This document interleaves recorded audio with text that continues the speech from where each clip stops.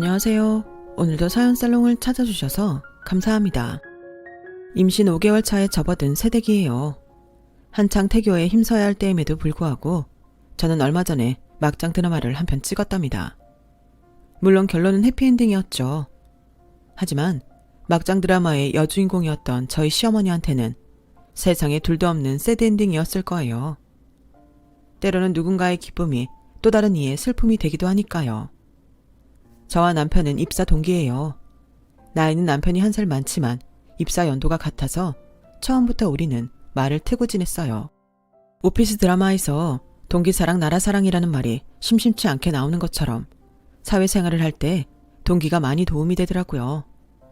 물론 먼저 치고 나오는 동기가 있다면 경쟁 상대로 보일 테지만요. 입사 초기엔 정말 울기도 많이 울었어요. 연수를 마치고 첫 출근을 하던 날부터 부서 배치를 마치자마자 기다렸다는 듯이 일감을 던져주는데 정신을 못 차리겠더라고요. 당시 저는 복사기 다루는 것조차 능숙하지 않았던 터라 선배들부터 멍청하다는 말을 인사처럼 듣고 다녔어요. 업무만으로도 버거운 상황에 왜 그리 심부름은 많이 시키는지, 커피 심부름은 애교일 정도로 5만 가지 심부름을 다채롭게도 시키는데 와, 손이랑 머리가 따로 노는 경험을 그때 처음 했네요. 심지어 어떤 선배는 자기 딸이 갈 아이돌 콘서트 예매까지 저한테 떠맡긴 적도 있었어요. 일명 광클이라고 하죠. 저도 마우스 클릭 속도는 어디 가서 빠지지 않는 사람인데 와, 거기는 어나더 라벨이더라고요. 아무리 미친 듯이 클릭을 해대도 접속조차 못해보고 튕기기 일쑤였어요. 눈앞에서 티켓을 놓치고 망연자실하게 앉아있는데 광클이 뭔지도 모르는 차장님은 오히려 제 탓만 하더라니까요. 야, 이번 신입 잘못 들어왔네. 아니, 돈 주고 티켓도 못 사는 걸 어디다 써먹어? 세연씨, 영화 티켓 예매도 안 해봤어? 아니, 그걸 왜 못해? 홈페이지 들어가서 해당 콘서트 클릭하고 예매 버튼 눌러서 결제만 하면 되는 거 아니야? 그게 그렇게 어렵나? 아, 말로는 뭘 못한다고요. 저도 말로는 만리장성도 짓고 피라미드도 각 도시마다 하나씩 만들어줄 수 있다고요. 내가 진짜 죽어라 공부해서 대학 들어가고 대학 가서도 삼각김밥으로 끼니 때워가며 취업 준비해서 겨우 들어온 회사인데 고작 이런 꼴을 당하려고 그랬던 건가 싶은 게 자괴감이 들더라고요. 제 또래는 아니더라도 대부분의 사무실 사람들도 인기 아이돌 콘서트표 사는 게 하늘에 별 따는 것만큼 어렵다는 걸 알고 있었지만 차장님 눈치를 보느라 모른 척 회피하더라고요. 그때 유일하게 저를 지원해 준 게 바로 제 남편이었어요.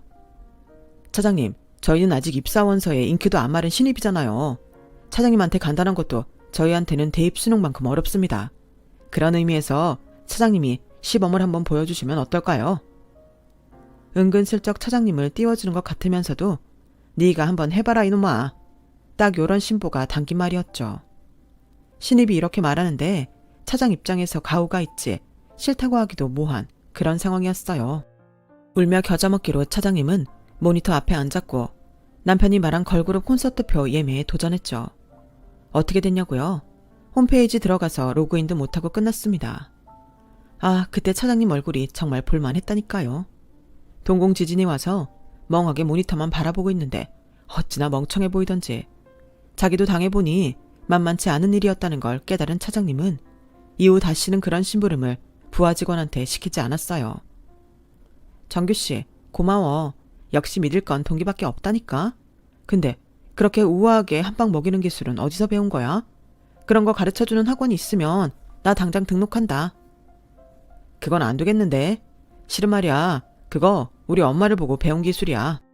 어머님이 싸움을 좀 하시나 보다. 에이, 무슨. 우리 엄마처럼 우아하고 고상한 사람이 또 어디다고. 채연씨도 우리 엄마를 보면 아마 깜짝 놀랄걸. 나는 지금까지 살면서 우리 엄마처럼 여성스러운 사람을 본 적이 없어. 우리 아빠도 늘 그러시는걸. 결혼하고 30년이 다 된 사이지만 지금껏 남편한테 맨 얼굴 한번 안 보이고 흐트러진 모습 한번 보이지 않은 사람은 네 엄마뿐일 거라고. 우리 엄마는 지금까지도 남편한테도 맨 얼굴 보이는 건 예의가 아니라고 생각하시는 분이야. 그래서 아무리 늦게 주무셔도 꼭 아빠 일어나시기 전에 먼저 일어나서 화장을 하셔. 나도 엄마 맨 얼굴을 본 적이 없을 정도라니까. 그뿐이야. 식사하실 때도 입에 음식을 넣을 때 한 손으로 다소곳이 입을 가리는 분이지. 우리 엄마긴 하지만 나는 그 모습이 참 보기 좋더라. 여성스럽잖아. 막 보호 본능이 뿜뿜 솟는 것 같기도 하고. 실은 내 이상형이 우리 엄마거든. 세상에나. 조선시대에서 타임머신 타고 왔대요? 아니, 왜 그렇게 힘들게 살아요? 그리고 화장품이 얼마나 피부를 망치는데요.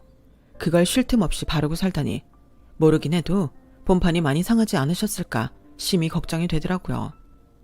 남편은 그런 어머님이 여성스럽고 우아하다고 말했지만 제가 보기에는 오버하는 것 같았어요. 세상 어디에서보다 편해야 할 집에서까지 그렇게 자신을 틀어주면 어디서 숨을 쉬고 살아요? 나쁘다는 게 아니라 자기 자신한테는 학대나 다름없다는 거죠. 같은 여자지만 저는 그렇게 살 자신도 없고 살 생각도 없었어요. 그런데 자기 어머니 같은 사람이 이상형이라는 말에는 살짝 흔들리더라고요. 사실 제 남편이 입사 초부터 저를 비롯해 여직원들한테 인기가 많았거든요. 아들은 아버지를 보고 닮는다고 아버님이 그렇게 어머님을 알뜰살뜰 살피는 걸 보고 자라 그런지 매너가 정말 좋은 거예요. 회사에 널린 꼰대들 사이에서 홀로 빛나는 보석 같은 존재였다고나 할까? 암튼 입사 동기라는 특혜를 잊고 남편과 가까이 지내게 된 저는 어떻게든 남편을 꼬시려고 무진장 애를 썼어요. 초등학생 때부터 선머슴이라는 별명을 주구장창 달고 살았던 저였지만 남편 앞에서는 한떨기 꽃처럼 보이려고 노력했죠. 애교도 부려보고 약한 척도 하고 심지어 앙탈까지 부려봤습니다. 내가 생각해도 닭살이 돋는 짓들이었지만 어떻게든 쟁취하면 장땡 아니겠습니까? 하늘은 스스로 돕는 자를 돕는다고 제 노력에 하늘도 감동했는지 적절한 순간에 기회를 주더라고요. 그러니까 그날은 남편과 제가 현장 업무를 나간 날이었어요. 원래는 대리 직급과 사원이 한 팀을 이뤄서 나가야 하는 일이었는데 본사에 일이 생기는 바람에 사원인 우리 두 사람이 나가게 된 거죠. 매장에서 매뉴얼대로 잘 진행하고 있는지 상품 진열은 잘 되어 있는지를 확인하는 일이라서 저희가 가도 큰 문제는 없는 업무였어요. 그래서 팀장님이 저희를 보내신 거기도 하고요. 그런데 이게 웬걸 일이 도무지 끝날 기미를 안 보이는 거예요. 매장의 일손이 부족하기도 했고 무엇보다 매니저가 곤조를 부렸다는 게 일의 속도 저하의 주범이었죠. 본사에서 떨거지 둘을 보냈다며 일하는데 방해만 된다고 투덜대는데 정말 뒤통수를 한 대 세게 쳐버리고 싶더라고요. 그런데도 남편은 땀을 뻘뻘 흘려가며 자기 업무도 아닌 매장 업무까지 도와주고 있는 거예요. 별 수 있나요? 저도 남편을 따라 일손을 보탰죠. 그런데 한참 밖에 나가서 농땡이를 부리고 온 매니저가 제 남편이 까대기에서 분류해놓은 상품을 보고는 난리를 치는 거예요. 이게 뭐야? 할 줄 모르면 손을 대지나 말지. 안 그래도 일손 모자라는 판에 왜 두 번 일을 하게 만들어? 진짜 도움 안 된다니까. 정확히 제 남편을 지칭만 하지 않았을 뿐 남편한테 화를 내는 건 분명했어요. 그걸 보니까 순간 뚜껑이 확 열리는데 하마터면 남편이 옆에 있는 걸 깜빡하고 욕을 퍼부을 뻔했다니까요. 그런데도 남편은 연신 죄송하다고 고개를 숙이며 사과를 하더라고요. 그런데 아랑곳 않고 계속 성질을 내는 거예요. 자기네 매장 직원들까지 쪼면서 말이죠. 여자들 틈바구니에서 혼자 남자였던 남편은 얼굴이 새빨개져서는 어쩔 줄 몰라 하더군요. 그걸 보니 속에서 부하가 치밀어 오르는데 도저히 참을 수가 없더라고요. 그래서 그동안 꼭꼭 숨겨왔던 제 성과를 꺼내놓게 되었죠. 지금 뭐 하시는 거예요? 매니저님, 괜한 직원들 괴롭히지 마시고 할 말 있으면 저희한테 똑바로 하세요. 어머? 지금 나한테 화내는 거예요? 본사에서는 신입 교육 안 하나? 어떻게 선배한테 이딴 식으로 굴어요? 이봐요, 한채연 씨. 나 매니저 5년차예요. 근데 어디서 큰 소리예요? 대리도 아니고 사원 나부리기만 보내선 쓸모없이 자리만 차지하는 것도 짜증나 죽겠는데 어디서 똥오줌 못 가리고 선배한테 대들어. 미친 거 아니야? 사람 열받게 하는 것도 가지가지네. 매니저님, 사원급인 저희가 와서 많이 기분이 언짢으신 모양인데요. 그럼 어느 정도 급이 오면 만족하시겠어요? 대리? 팀장? 차장급? 제가 보기엔 오늘 저희가 온 걸 감사하게 생각해야 할 것 같은데요. 그러자 매니저가 기가 차다는 듯 저를 노려보더군요. 저는 쫄지 않고 하던 말을 이어갔어요. 그분들이 오셨으면 매니저님 심할서 정도는 써야 했을 겁니다. 오늘 저희는 매장에 까대기 하러 온 거 아니잖아요. 매뉴얼대로 상품 진열이 잘 돼 있는지 확인하러 온 거라고요. 그런데 정작 매장에 와보니 상품 진열은 고사하고 까대기도 안 해놔서 본사 직원이 저희까지 두 팔 걷어붙이고 까대기하고 있잖아요. 그리고 매니저님은 바뀐 매뉴얼을 보기는 하셨나요? 윤정교 씨는 매뉴얼대로 분류했을 뿐입니다. 그걸 잘못됐다고 지적을 하신다면 그건 매니저님이 바뀐 매뉴얼을 제대로 안 봤다는 증거겠네요.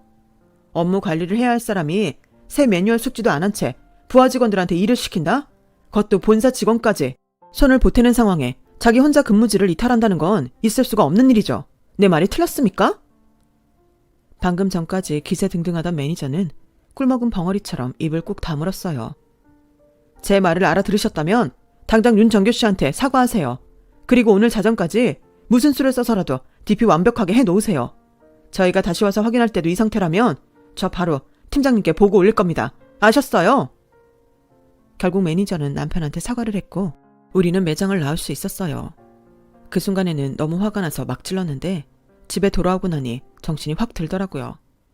아, 좀 여성스럽게 화낼걸. 완전 망했어. 이불킥을 하면서 이 더러운 성질머리를 탓해봤지만 이미 물은 엎질러진 후였죠. 별 수 있나요? 본성을 들켰으니 이참에 딱 까놓을 수밖에요. 그래서 다음 날부터 원래 내 성격대로 행동하기 시작했어요. 저의 갑작스런 변화에 처음엔 의아한 눈빛을 보이던 남편은 어느 순간부터 적응을 하기 시작하더군요. 그런데 말입니다. 애인은 물 건너 갔고 그냥 친구로라도 지내야겠다고 자포자기한 그 순간 생각지도 못한 고백을 받게 된 거 있죠.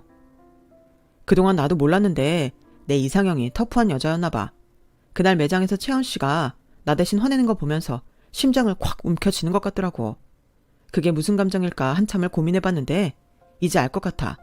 나 채원 씨한테 반했나 봐. 내 남자로 만들자고 공들인 8개월의 노력이 헛되지 않았던 거예요.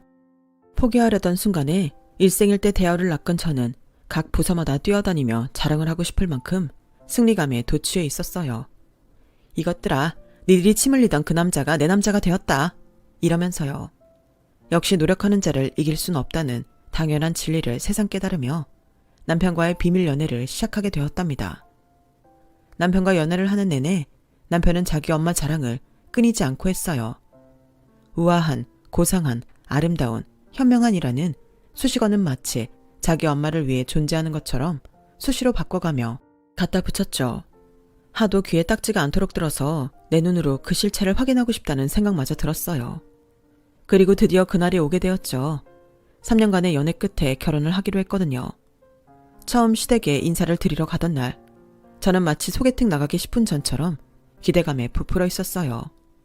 하지만 소개팅에서 킹카를 만난 확률이 극도로 적은 것만큼 시어머니의 첫인상은 제가 기대했던 것에 한참 밑돌았어요. 아, 이래서 팔은 안으로 굽고 가재는 개편이라고 하는구나 하고 생각했죠. 내가 보기엔 그저 평범한 중년 아주머니일 뿐인데 남편 눈에는 세상 그 누구보다 고귀한 귀부인으로 보이니 말이에요. 기대했던 시어머니에 대한 실망은 그렇다 치더라도 이상하게 거슬리는 부분이 있었어요. 문제는 딱 집어서 이거다 라고 말할 수는 없다는 거였죠. 그저 왠지 모르게 위화감이 들어서 불편했어요. 하지만 눈앞에 해결해야 할 결혼 승낙이라는 중대 사안이 있었던지라 일단 덮어주기로 했죠. 대개 아버님들이 그렇듯 저희 시아버지도 며느리감에 대해 크게 동요하지 않으셨어요. 그저 온화하게 미소를 지으시기도 하고 진지하게 고개를 끄덕이시기도 하면서 순리대로 풀어가자는 느낌이었죠. 반면에 시어머니는 조곤조곤 이야기를 이어가셨어요. 봄바람에 살랑거리는 것처럼 곱게 말씀은 하시는데 이상하게 따뜻하다는 생각은 전혀 들지 않더라고요. 뭐랄까, 좀 껄끄럽다고 해야 하나? 사람 기분 나쁘게 쏘아대는 것도 아닌데 기분이 썩 좋지도 않았어요. 어머나, 우리 집에 인사 온다고 명동 본점까지 가서 사온 거예요? 세상에, 마음씨가 예쁘기도 해라. 이거 사느냐고 아침부터 얼마나 바삐 움직였을까. 그지 안 그래도 요즘은 인터넷으로 주문이 다 되는걸. 그래도 힘들게 사온 거니까 맛있게 먹어야겠죠? 속에 든 앙금은 칼로리가 얼마나 되려나? 여보, 앙금에는 설탕이 많이 들어가나요? 글쎄, 단맛이 도는 걸 보면 그래도 꽤 들어가지 않겠어? 역시 당신은 모르는 게 없어요. 이래서 늘 당신한테 배우고 산다니까요. 설탕이 들어갔으면 칼로리가 꽤 되겠죠? 물론 칼로리 계산하면서 화과자를 사는 사람은 없겠지만 그래도 먹을 땐 칼로리 계산은 해야 하니까. 우리 나이엔 비만은 걱정이잖아요. 각종 성인병에 걸릴 위험도 높고. 걱정이네. 어떡하지? 분명히 칭찬을 들은 것도 같은데 또 한편으론 칭찬이 아니었던 것 같고 하여간 사람 알쏭달쏭하게 만드는 화법이었어요. 무엇보다 간드러진 목소리에 신경이 온통 쏠려서 어머님 말에 저희를 놓쳐버리고 만 거죠. 아무튼 그날 시댁 방문은 대환영은 아니었지만 그렇다고 박대도 아닌 어중간한 분위기로 끝이 났어요. 그리고 반년 뒤 봄에 저희는 결혼식을 올리고 부부가 되었어요. 결혼 후 시어머니와 며느리 자격으로 만나게 됐을 때도 상황은 별반 달라지지 않았어요. 어머님은 늘 긍정도 부정도 아닌 환대나 박대도 아닌 애매모호한 화법을 사용해서 저를 혼란스럽게 하셨어요. 그래도 뭐 구박은 안 하시니까 딱히 저를 싫어하시는 건 아닐 거라고 생각했어요. 골치 아프게 눈치 보며 사는 건 제 스타일이 아니기도 했고요. 저희가 결혼한 지 반년쯤 지나 시부모님 결혼기념일이 돌아왔어요. 평소엔 두 분이서 여행을 가시거나 호텔 스위트룸을 잡아 하룻밤을 보내고 오시곤 했다는데 이번에는 저희 부부와 함께 하롱베이로 크루즈 여행을 가자고 하시더라고요. 내신 비용이 꽤 나오지 않을까 걱정을 했는데 아버님이 경비를 다 내시겠다고 하시더라고요. 아니라고 경비는 우리가 내겠다고 말씀은 드렸지만 내심 돈 굳었다는 생각도 쬐끔 했어요. 저희 아버님이 페이닥터를 둘이나 두고 개인 병원을 하고 계셔서 꽤 잘 버시거든요. 아무튼 그렇게 떠난 여행은 생각보다 즐거웠어요. 두 분이 워낙 금슬이 좋으셔서 딱히 저희한테는 신경을 안 쓰셨거든요. 그렇게 즐거운 시간을 보내다가 마지막 일정으로 생긴 지 몇 년 안 됐다는 놀이동산에 갔어요. 아버님과 남편은 의외로 놀이기구를 잘 못 타서 저랑 어머님만 놀이기구를 타게 되었죠. 자이로드롭도 눈 하나 깜짝 않고 타던 저였던지라 솔직히 별 감흥은 없었어요. 그런데 고개를 살짝 돌려보니 시어머니는 아주 숨이 넘어갈 판이더라고요. 어머님 괜찮으세요? 라고 말을 하려던 찰나 저는 듣지 말아야 할 것을 듣고 말았어요. 아씨 너무 무서워. 헐, 그 고상하던 시어머니 입에서 땡발이라니 땡나라니. 저는 제 길을 의심하며 어머님을 주의 깊게 관찰했어요. 그랬더니 그 오종종한 입에서 쉴 새 없이 땡발이 흘러나오지 뭡니까. 와, 영화 식스센스 이후로 최고의 반전이었어요. 드디어 놀이기구가 멈추고 이성을 찾은 시어머니는 그제야 자신이 벌인 짓을 깨달았는지 되도 않는 핑계를 대가며 상황을 수습하려고 애쓰셨어요. 저는 어머님 말씀에 연신 고개를 끄덕이긴 했지만 사실 귀에 아무 말도 들어오지 않았어요. 어떻게든 웃음을 참아야겠다는 일념으로 입술을 꽉 깨물 뿐이었죠. 어머님은 혹시나 제가 남편과 시아버지께 비밀 누설을 할까봐 한국으로 돌아오는 비행기에서까지 제 옆자리를 사수하셨어요. 어머님의 그런 행동이 내심 귀엽게 느껴져서 저는 그날 일을 봉인하기로 마음먹었죠. 그런데 어머님은 제가 못 믿어오셨던가 봐요. 여행에서 돌아온 이후 저를 바라보는 눈빛이 달라지셨더라고요.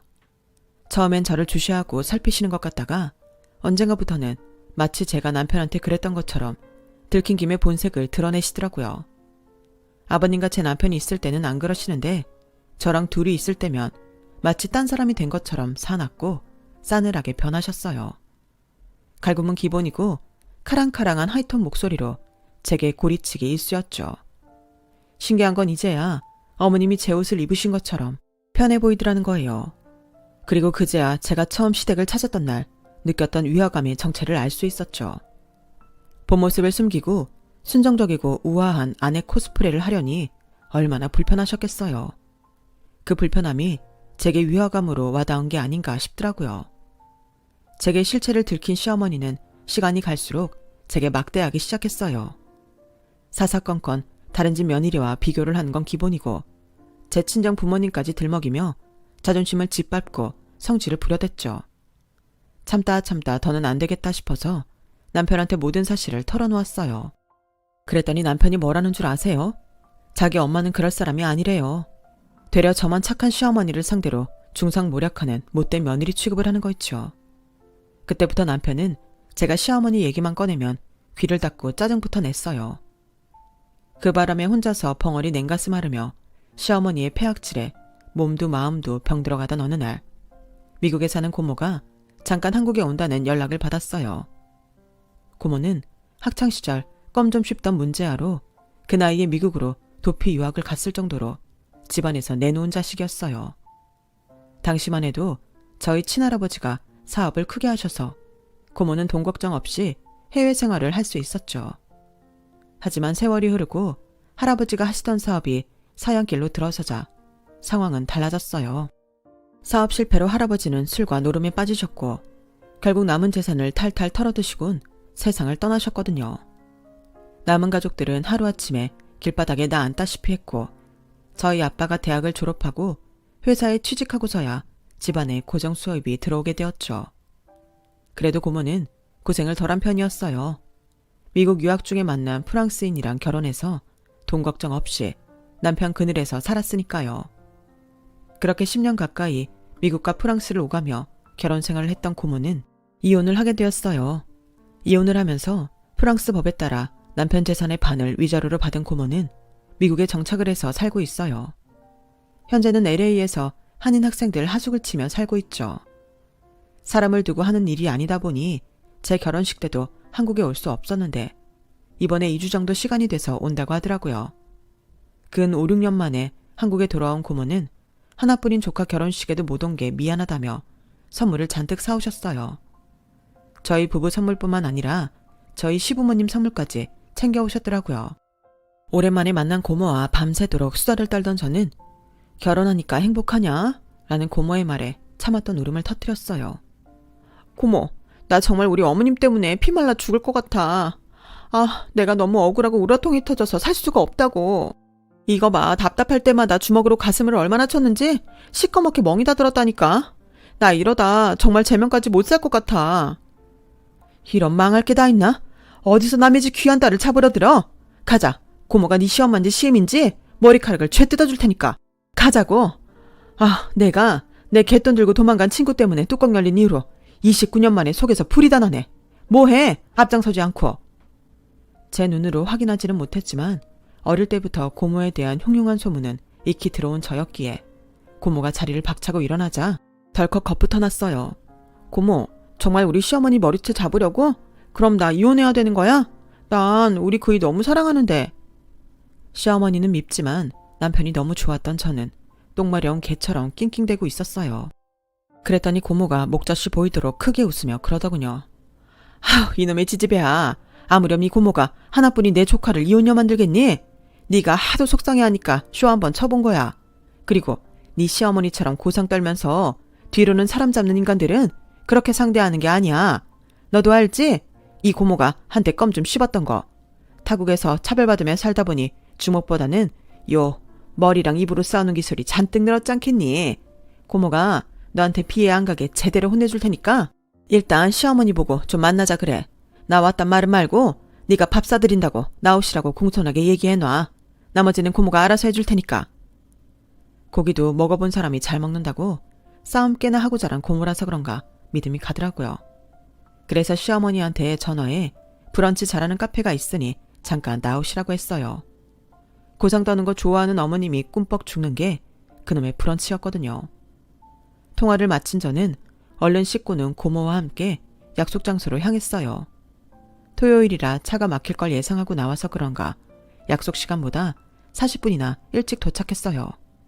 그런데 시어머니가 30분이나 늦게 오셔서 기다리는 동안 먼저 음식을 시키고 말았죠.